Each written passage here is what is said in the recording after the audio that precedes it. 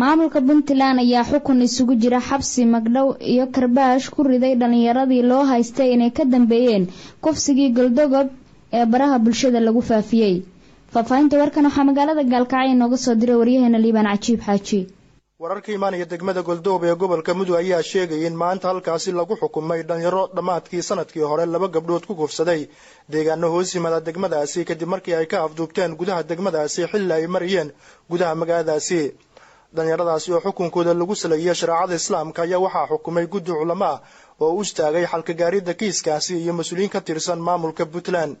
6 dhalinyaro oo lagu eedeeyay kufsiga gabdhahaasi ayaa waxaa lagu xukumay 100 ilaa 200 oo jeedal iyo xabsi dhan 5 ilaa 10 sano iyo magdhow lacageed oo ilaa hadda cadadkeeda aan la sheegin.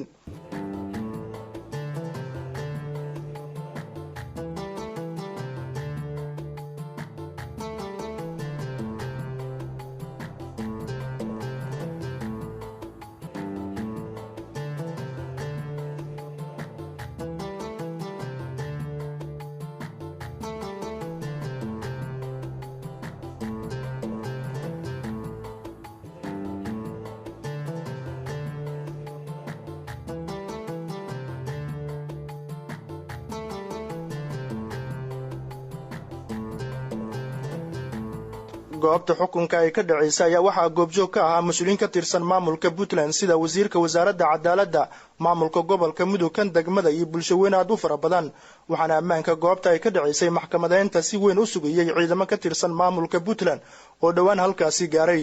ehelada gabdhaha oo iyaguna goobjoog ka ahaa madasha ayaa soo dhaweeyay go'aanka culimada ee ka dhanka wiilasha gabdhahooda ku kufsaday deegaankaasi.